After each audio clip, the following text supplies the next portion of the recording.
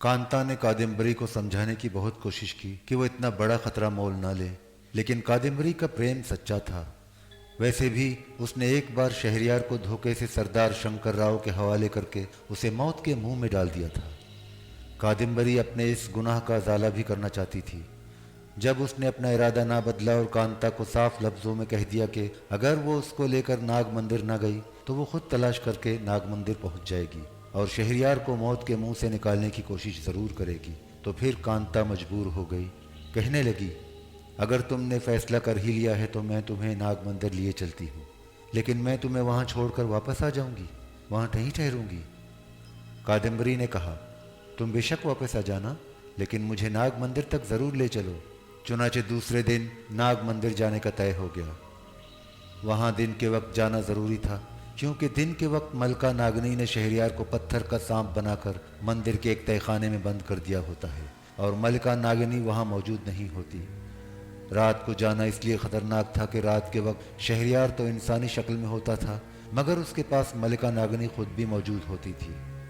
कांता ने कहा, अश्वनी ने मुझे बताया है कि नाग मंदिर के खंडर में एक तहखाना है जिसमें एक सुरंग में से रास्ता जाता है। मैंने वो सुरंग वाला खुफिया रास्ता देखा हुआ है, मैं तुम्हें सब कुछ समझा दूंगी। दूसरे रोज़ उस भूतों चुड़ैलों की दुनिया में मौसम अबरालूद था। अजीब किस्म के नस्वारी रंग के बादलों ने आसमान को ढांप रखा था। दिन के वक्त पहले भी वहाँ रोशनी कम होती थी। नस्वारी बादलों की वजह से रोशनी और ज़्यादा फीकी हो गई थी और एक धुंध सी फिजा में छाई हुई थी। नर्तकी कांता सूरत हाल का जायज़ा लेने भूत देवता के मंदिर के बाहर गई हुई थी। उस वक्त चुड़ैलें भूत देवता यानी भूत पुजारी के हुक्म से दूसरे आकाश की दुनिया की जासूसी करने गई हुई थी, क्योंकि उस आकाश का भूतों का कबीला भूत पुजारी का दुश्मन था और उनके दरमियान अक्सर लड़ाइयाँ होती रहती थी। भूत मंदिर के आसपास कांता को कोई चुड़ैल वगैरह नजर न आई। वो कोठड़ी में कादम्बरी के पास आ गई और बोली, मेरे साथ आओ, बड़ा अच्छा मौका है। कादम्बरी उसके साथ बाहर आ गई। कांता गैबी हालत में नहीं थी, वो दिखाई दे रही थी और अपने जिस्मानी वजूद में थी।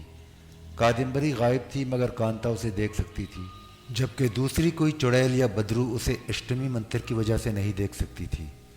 अगर उस वक्त कोई चुड़ैल उसे देखती तो उसे कांता अकेली जाती दिखाई देती। यही कांता चाहती थी। कांता ने हाथ में छोटी सी टोकरी पकड़ रखी थी, जैसे जंगल में जड़ी बूटियां इकट्ठे करने जा रही हो। नाग मंदिर की पहाड़ी दूर से नजर आई तो कांता ने कादम्बरी से कहा, नाग मंदिर उस पहाड़ी के अंदर है। कादम्बरी ने पहाड़ी को देखा। ये स्याह रंग की पहाड़ी थी और उसको देखकर ही दिल पर खौफ तारी हो जाता था। इतना स्याह पहाड़ कादम्बरी ने पहले नहीं देखा था। कांता निस्फ दायरे का चक्कर काटकर कादम्बरी को स्याह पहाड़ी के उक़्ब में ले आई। यहाँ मौत की खामोशी छाई हुई थी। बादलों की वजह से हल्का हल्का अंधेरा छाया हुआ था। कांता एक खाई में उतर गई। कादम्बरी उसके पीछे पीछे थी, वो भी खाई में उतर गई। खाई में कुछ दूर चलने के बाद कांता एक जगह पहाड़ी की ढलान वाली दीवार के पास बैठ गई और कादम्बरी को एक झाड़ी दिखाते हुए धीमी आवाज़ में बोली, नाग मंदिर को जाने वाली खुफिया सुरंग का रास्ता उस झाड़ी के पीछे से जाता है। यहाँ मलका नागिनी ने अपना तिलस्मी दायरा खींच रखा है। तुम्हें बड़ी एहतियात के साथ दायरे में से गुजरना होगा। मैं भगवान से प्रार्थना करूँगी कि तुम्हें कुछ ना हो और तुम खैरियत से दायरे में से निकल जाओ। जब तुम सुरंग में जाओगी तो तुम्हें एक जगह सीढ़ियाँ नीचे जाती दिखाई देंगी। सीढ़ियाँ उतर जाना। सीढ़ियाँ जहाँ ख़त्म होगी वहाँ दीवार में छोटा सा ताक बना हुआ है। ताक के पट बंद होंगे। याद रहे, सुरंग में भी भूतों का पहरा लगा होगा और ताक के बाहर भी 2 भूत पहरा दे रहे होंगे। अगर इनमें से किसी ने तुम्हें देख लिया तो फिर तेरी खैर नहीं है। दूसरी जानिब छोटा सा तहखाना है जहाँ एक स्थान बना हुआ है। उस स्थान पर एक पिटारी रखी हुई होगी। शहरयार उस पिटारी में पत्थर के सांप की शक्ल में मौजूद होगा। क्या तुम उसे पहचान लोगी? कादम्बरी ने कहा, मैं सांप के बुत के अंदर शहरयार को देख लूंगी, तुम उसकी फिक्र ना करो, मेरे पास इतनी शक्ति है। कांता बोली, वहां पहुंचते ही तुम्हें हर काम तेजी से करना होगा। तुम पिटारी में से पत्थर के सांप को निकालकर अपने कपड़ों में छुपा लोगी और जिस रास्ते से गई थी उसी रास्ते से बाहर निकल आओगी। अगर तुम्हारे साथ कोई हादसा न हुआ और तुम जिंदा रही तो वहाँ से सीधी काले बाग में जाकर स्याह पत्थरों की बनी हुई बारादरी के खंडर में छुप जाना। मैं तुम्हें वहीं मिलूंगी, बल्कि तुम्हारा इंतज़ार कर रही होंगी। कादम्बरी ने सब कुछ समझ लिया था। कांता उसे अकेली छोड़कर चली गई। कादम्बरी झाड़ियों की तरफ बढ़ी। ये 2-3 झाड़ियाँ साथ साथ उगी हुई थीं और एक ही गुंजान झाड़ी लगती थी। कांता ने बताया था कि इन झाड़ियों के करीब से होकर मलका नागनी का खींचा हुआ तिलिस्मी दायरा गुजरता है। यही वजह थी कि कादम्बरी झाड़ियों के पास जाकर रुक गई। वो आगे कदम उठाते हुए हिचकिचा रही थी। हल्का सा मौत का खौफ उस पर तारी हो गया था, लेकिन वो शहरयार की जान बचाने के लिए हर खतरे में कूद पड़ने का इरादा कर चुकी थी।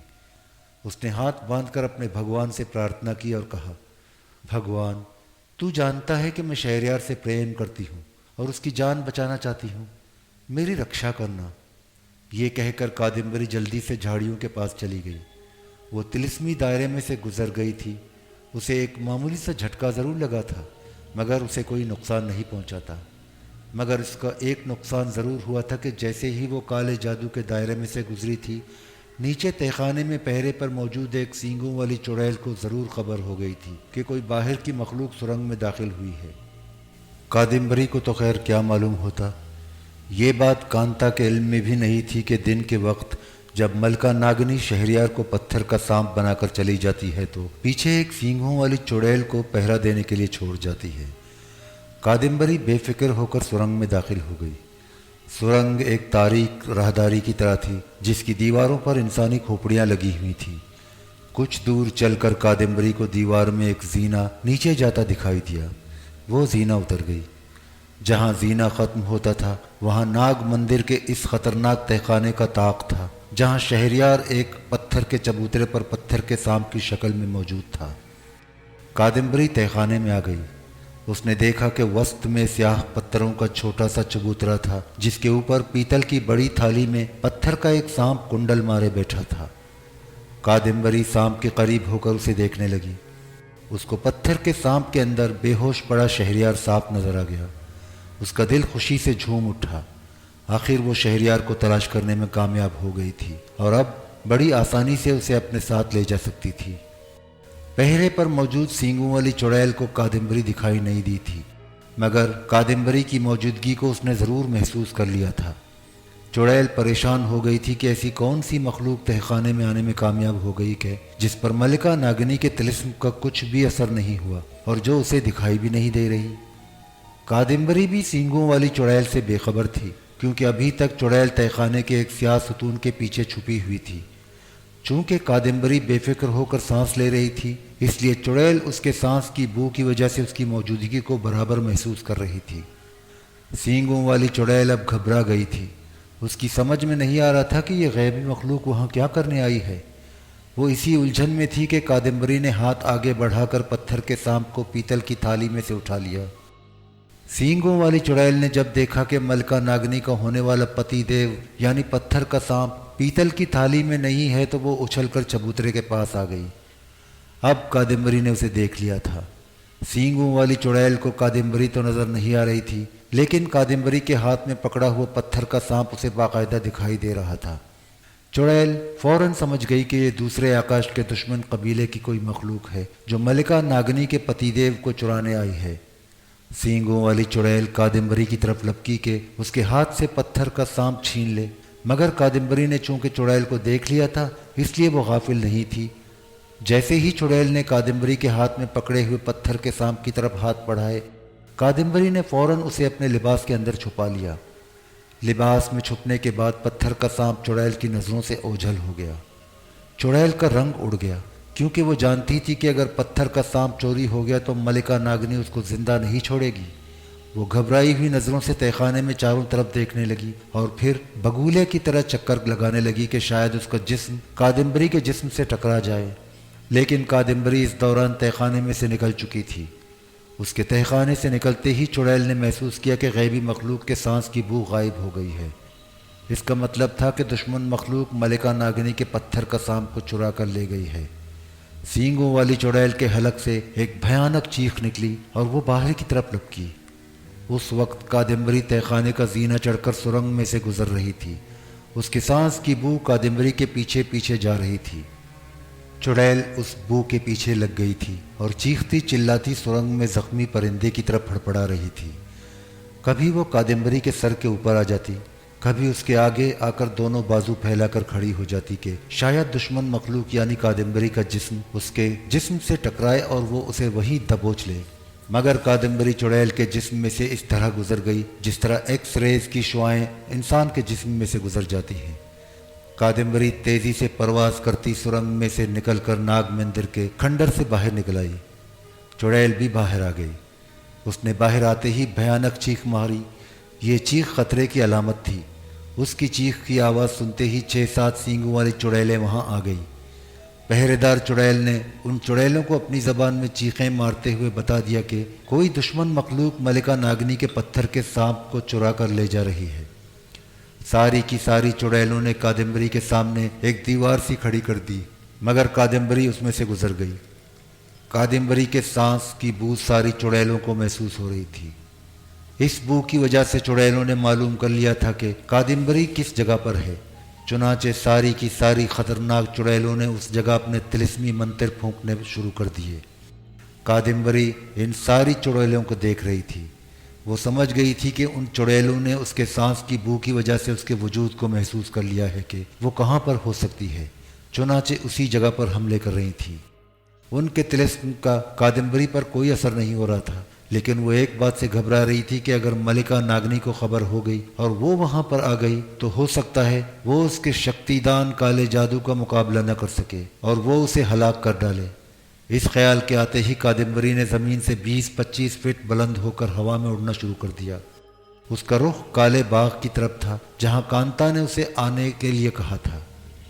सारी चुड़ैलें भी कादम्बरी की बू को सूंघती हुई फिजा में बुलंद हो गई और कादम्बरी के इर्द गिर्द दायरा बनाकर डरावनी चीखें हलक से निकालने लगीं। इन खौफनाक चीखों से कादम्बरी भी घबरा गई। कादम्बरी ने पत्थर के सांप को दोनों हाथों से थामकर अपने लिबास के अंदर छुपाया हुआ था, क्योंकि वो ये जान चुकी थी कि उन चुड़ैलों को पत्थर का सांप नजर आ जाएगा। काला बाग वहां से दूर था। वो चुड़ैलों के झुरमट में घिरी हुई सख्त घबराहट के आलम में स्याह चट्टानों के ऊपर से गुजरी तो 2 चुड़ैलें कान के पर्दे फाड़ देने वाली चीखें मारती उसके करीब से गुजर गईं। कादम्बरी पहले ही घबराई हुई थी। चीखों की धमाकाखेज आवाज़ से उसका सारा गैबी जिस्म लरज उठा और पत्थर का सांप उसके हाथों से फिसल कर नीचे गिर पड़ा। पत्थर का सांप नीचे एक चट्टान से टकराकर 2 टुकड़े हो गया। पत्थर के सांप को नीचे गिरते चुड़ैलों ने भी देख लिया था। जैसे ही पत्थर का सांप नीचे गिरकर 2 टुकड़े हुए, तमाम चुड़ैलें उसको पकड़ने के लिए नीचे को गोता लगा गई, लेकिन उनसे पहले कादम्बरी गोता लगाकर नीचे पहुंच चुकी थी। उसने एक लम्हा ज़ाया किए बगैर पत्थर के सांप के दोनों टुकड़े उठाकर अपने लिबास के अंदर छुपा लिए। जब चुड़ैलें नीचे पहुंची तो उस वक्त तक सांप के दोनों टुकड़े गायब हो चुके थे। कादम्बरी को मालूम था कि अब ना तो वो चुड़ैलें का नजर आ रही है और ना ही चुड़ैलें उसके हाथों में छुपाए हुए पत्थर के सांप के टुकड़ों को देख सकती है। चुनाचे वो अब वहां से जितनी दूर निकल सके निकल जाना चाहती थी। कादम्बरी फिजा में और बुलंद हो गई और उसने काले बाग की तरफ रुक करके उड़ना शुरू कर दिया। एक बार उसने पीछे मुड़कर देखा। काफी दूर निकल जाने की वजह से चुड़ैलों को कादम्बरी के सांस की बू बिल्कुल महसूस नहीं हो रही थी और वो फिजा में यूं ही उसकी तलाश में ऊपर नीचे गौते लगा रही थी। कादम्बरी काले बाग के स्याफाम दरख्तों के ऊपर आकर नीचे आ गई। उसने सारे बाग को छान मारा मगर कांता उसे कहीं दिखाई न दी। कांता ने जिस वक्त नाग मंदिर की जानिब से आती चुड़ैलों की भयानक चीखों की आवाज़ सुनी थी तो फौरन समझ गई थी कि कादम्बरी के साथ कोई खतरनाक बात हो गई है और चुड़ैलों को उसका पता चल गया है। बस वो उसी वक्त काले बाग से गायब होकर अपनी मंदिर वाली कोठरी में आ गई थी। और फिर ऐसा ही हुआ। मलिका नागनी को जब पता चला कि किसी दुश्मन कबीले की कोई गैबी मखलूक उसके पति देव खावंद शहरियार के पथरीले सांप को चुरा कर ले गई है तो वो गुस्से से थरथर कांपने लगी। उसके हलक से एक ऐसी चीख की आवाज़ निकली कि दरो दीवार लरस गए। उस चीख की आवाज़ को जब कांता ने सुना तो उसके लिए यह अंदाज़ा लगाना मुश्किल नहीं था कि मलिका नागनी को पत्थर सांप के चुराए जाने का इल्म हो गया है। मलिका नागनी ने गैज़ व गज़ब के आलम में सबसे पहले उस चुड़ैल की गर्दन उड़ा दी जिसको उसने तहखाने में पहरा देने के लिए मुकर्रर किया था। उसके बाद उन 6 चुड़ैलों की गर्दनें उड़ा दी जो कादम्बरी को पकड़ने और उससे पत्थर के सांप यानी शहरयार को वापस हासिल करने में नाकाम हो गई थी। मलिका नागिनी ने उसी वक्त भूत पुजारी और 4-4 सींगों वाली चुड़ैलों को अपने मौत के महल में बुला लिया। मलिका नागिनी का डरावना चेहरा गुस्से की वजह से और ज्यादा डरावना हो रहा था। उसके सर के बाल सांपों की तरह पेचोताब खा रहे थे। उसने भूत पुजारी को मुखातिब करते हुए गरज कर कहा, दुश्मन की मखलूक यहाँ आकर मेरी सबसे कीमती सबसे राजदार शय चुरा कर ले गई और तुम्हें कुछ खबर न हुई। भूत पुजारी ने अपने मकरू चेहरे पर टिकी हुई गोल गोल आंखों के डीले घुमाते हुए कहा, नागनी, ये हमारे किसी ताकतवर दुश्मन का काम है जिसके पास हमसे ज्यादा शक्ति है, मगर तुम शांत रहो। बड़ी कीमती चीज रात होने से पहले पहले तुम्हारे महल में मौजूद होगी। ये मैं नर्क देवता के सामने कहता हूँ। मलिका नागनी की आंखों से शोले से निकल रहे थे। वो सख्त बेचैन और इस्तराब के आलम में अपनी जगह पर खड़ी कांप रही थी। कहने लगी, ये भूत देवता की तौहीन है कि उसके मंदिर से कोई गैबी मखलूक कीमती चीज़ चुरा कर ले जाए। हम सब पर भूत देवता का सराप नाजिल होगा। अगर रात तक मेरी शय जो पत्थर के सांप की शक्ल में है मेरे महल में ना पहुंचाई गई तो याद रखना, मैं किसी भूत, किसी चुड़ैल, किसी बदरूह को जिंदा नहीं छोड़ूंगी। इतना कहने के बाद मलिका नागनी गायब हो गई। उस वक्त महल में भूत पुजारी के अलावा दूसरी चुड़ैलें, भूत और बदरूहें मौजूद थीं और सब खौफ के मारे सहमी हुई थीं। नर्तकी कांता भी भूत पुजारी के कदमों के पास सर झुकाए बैठी थी और सोच रही थी कि कादम्बरी का अब क्या बनेगा। ये ठीक है कि शहरयार के पत्थर के सांप को निकाल ले जाने में कामयाब हो गई है, मगर उन चुड़ैलों और ख़ास तौर पर भूत पुजारी और नागनी को इस चोरी का पता चल जाने के बाद कादम्बरी और शहरयार दोनों की जिंदगियां खतरे में घिर चुकी हैं और कादम्बरी का पकड़ा जाना यकीनी था। भूत पुजारी अपनी खड़खड़ाती आवाज़ में चुड़ैलों और भूतों को मुखातिब करके कहने लगा, मलिका नागनी ने जो कुछ कहा है वो तुमने सुन लिया है। हमें रात होने से पहले पहले पत्थर का सांप चुराने वाली गैबी मखलूक को न सिर्फ पकड़ना है बल्कि उसके कब्जे से पत्थर के सांप के टुकड़ों को बरामद करके उन्हें मलिका नागनी के चरणों में पेश भी करना है। अगर हम ऐसा ना कर सके तो तुम सब उसके होलनाक अंजाम को अच्छी तरह से जानते हो। जाओ और उस गैबी मखलूक को तलाश करो। वो हमारी दुनिया में ही किसी जगह छुपी होगी। जाओ जाओ। भूत पुजारी के हुक्म पर सारी चुड़ैलें और भूत और बदरूहें कादम्बरी की तलाश में नागनी के महल से गायब हो गईं। अब वहाँ सिर्फ भूत पुजारी और कांता ही रह गए थे। भूत पुजारी खुद भी सख्त परेशान था। कहने लगा, कांता, कांता, तू क्या सोचती है? मुझे बताओ कि तुम्हारा क्या ख्याल है, ये काम किसका हो सकता है? कांता ने कहा, पुजारी महाराज, ये हमारे दुश्मन कबीले की कोई शक्तिशाली बदरू के सिवा और किसी का काम नहीं है। आप खुद जानते हैं कि उनके पास हमसे ज़्यादा शक्ति है। भूत पुजारी बोला, परंतु हमारे दुश्मनों को पत्थर के सांप की क्या ज़रूरत थी? उन्हें अगर यहाँ से कोई शय ले जानी थी तो हमारी मलिका नागिनी को क्यों नहीं ले गए? तुम्हें क्यों नहीं ले गए?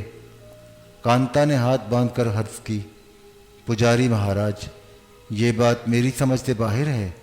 हमारी मलिका नागिनी के पास भूत देवता की शक्ति है। हो सकता है दुश्मन बदरू उसकी शक्ति का मुकाबला न कर सकती हो।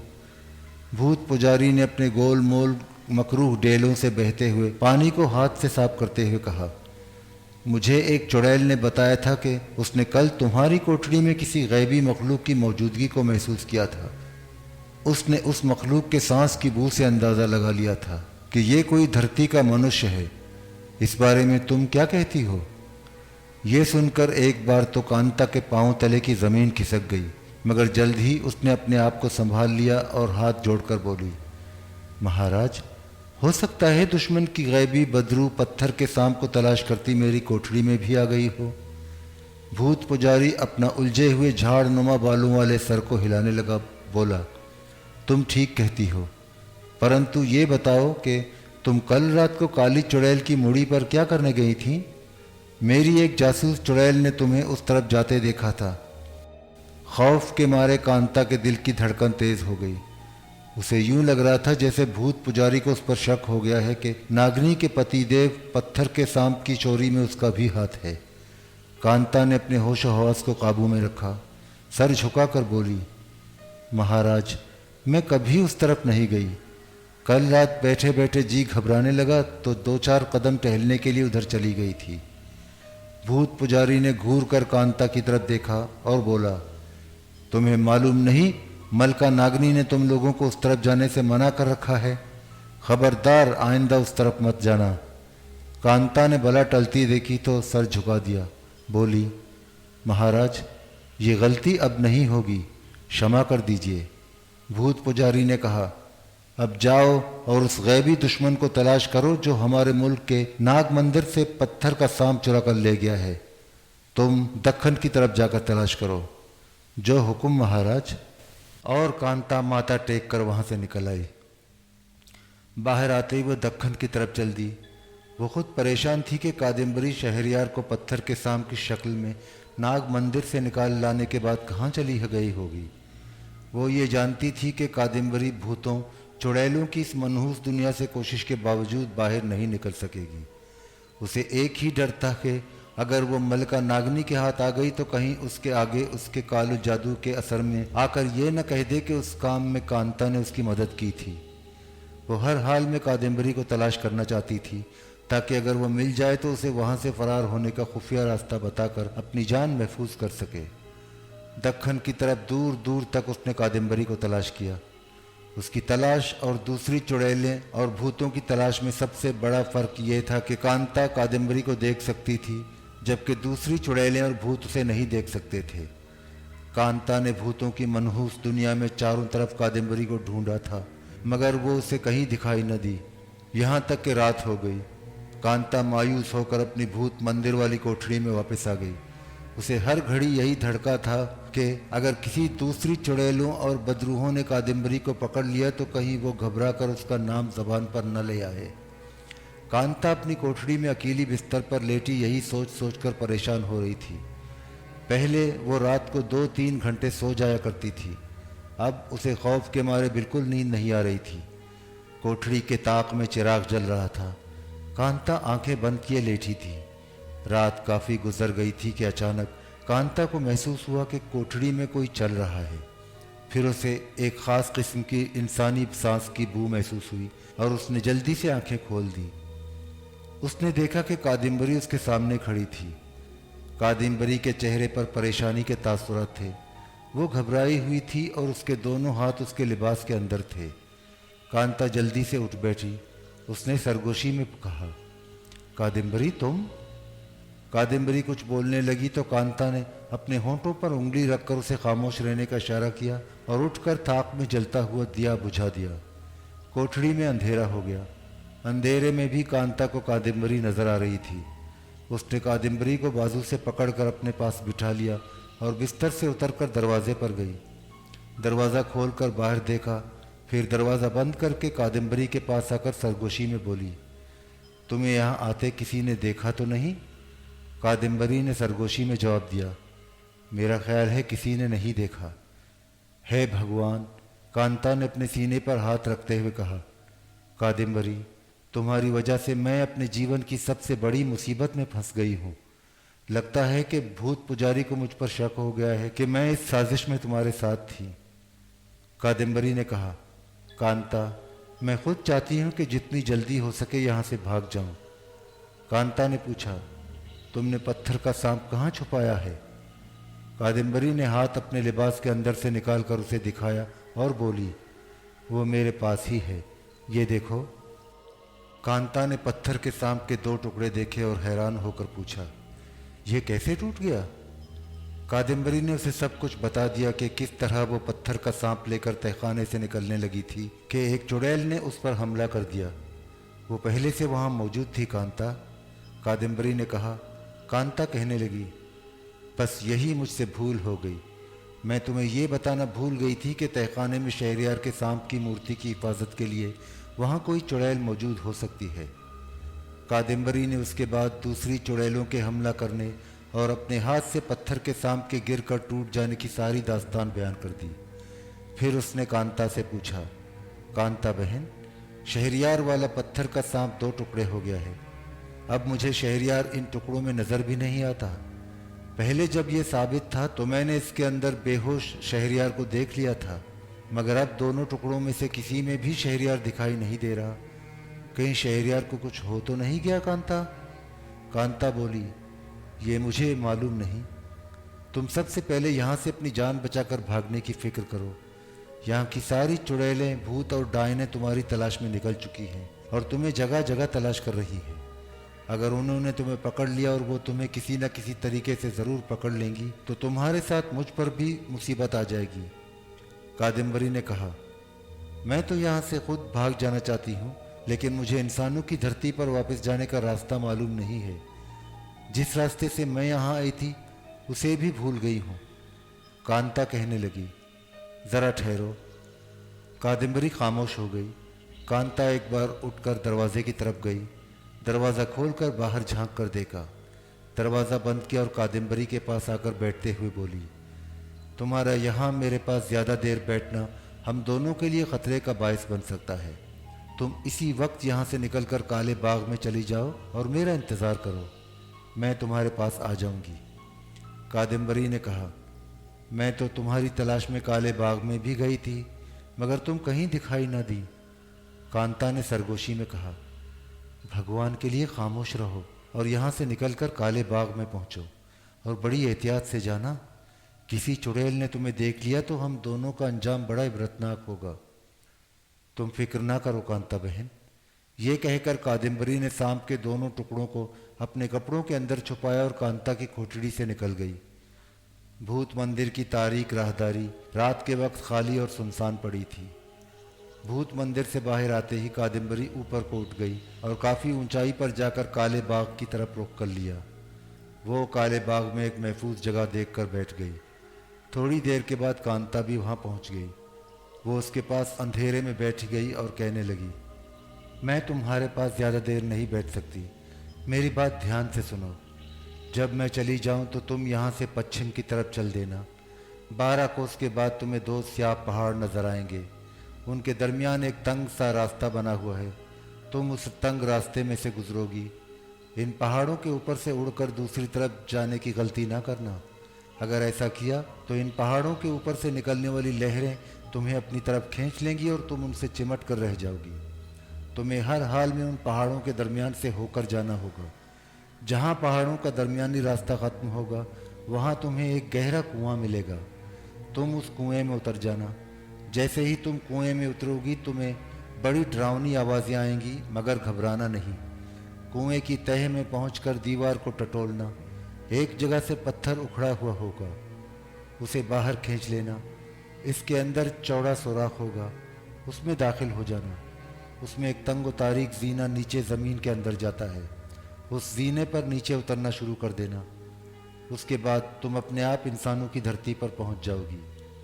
कादम्बरी ने पूछा, तुमने ये नहीं बताया कि शहरयार के सांप के टुकड़े कैसे जुड़ेंगे और क्या जुड़ने के बाद शहरयार वापस आ जाएगा? कांता ने कहा, ये मैं कुछ नहीं बता सकती। इसका जवाब तुम्हें कैलाश पर्वत के स्वामी गुंद्रोही बता सकते हैं। अब देर ना करो, मैं जाती हूँ। जिंदगी रही तो शायद कभी धरती पर हमारी मुलाकात हो। कांता वहाँ से गायब हो गई। कादम्बरी ने पश्चिम का रुख कर लिया। वो हवा में उड़ती जा रही थी। जब 12 कोस का सफ़र उसने तय कर लिया तो उसे सामने 2 देवकामत पहाड़ दिखाई दिए। वो नीचे ज़मीन पर आ गई क्योंकि कांता ने उसे उन पहाड़ों के ऊपर से गुजरने के लिए मना किया था। दोनों पहाड़ों के दरमियान एक तंग व तारीक रास्ता बना हुआ था। कादम्बरी वहाँ से गुजरने लगी। वो फूंक फूंक कर कदम उठा रही थी। अभी तक उसे कोई चुड़ैल या बदरू नज़र नहीं आई थी। पहाड़ों के दरमियान वाला रास्ता ख़त्म हुआ तो कादम्बरी को अंधेरे में एक जगह गोल चबूतरा बना हुआ नज़र पड़ा। करीब गई तो एक गहरा कुआं था। कादम्बरी ने झुक कर देखा। कुएं में तारीकी छाई हुई थी। कादम्बरी कुएं में उतर गई। जैसे ही वो कुएं में दाखिल हुई उसे अपने चारों तरफ चीखों पुकार की दहशतनाक आवाज़ें आने लगी। पहली बार तो वो डर कर कुएं की दीवार के साथ लग गई। फिर उसने हिम्मत की और कुएं में उतरने लगी। जैसे जैसे वो कुएं में उतर रही थी चीखों पुकार की आवाज़ें ज़्यादा बुलंद और ज़्यादा डरावनी होती जा रही थी। फिर उसे शहरयार की आवाज़ सुनाई दी, कादम्बरी तुम कहाँ जा रही हो? मैं तो यहाँ तुम्हारा इंतज़ार कर रहा हूँ। मेरे पास आओ कादम्बरी, मैं तुमसे प्रेम करता हूँ। कादम्बरी समझ गई कि ये कुएं का कोई छल्लावा या बदरू है जो शहरियार की आवाज़ बदलकर उसे अपनी तरफ बुला रही है। उसने देखा कि पत्थर के सांप के दोनों टुकड़े उसके पास ही थे। कादम्बरी ने उस तरफ कोई ध्यान न दिया और तेज़ी से कुएं में उतरती चली गई। कुएं की गहराई बहुत ज़्यादा थी, शायद वो 1 मील तक कुएं में उतर गई होगी। आखिर वो कुएं की तह में पहुंच गई। डरावनी आवाज़ें उसी तरह से उसके चारों तरफ चीखों पुकार मचा रही थी। कादम्बरी कुएं की दीवार को टटोलने लगी। एक जगह से चौकोर पत्थर जरा सा बाहर निकला हुआ था। कादम्बरी ने थोड़ी सी कोशिश के बाद पत्थर को बाहर निकाल दिया। उसके सामने दीवार में अब एक चौकोर सुराख नजर आ रहा था।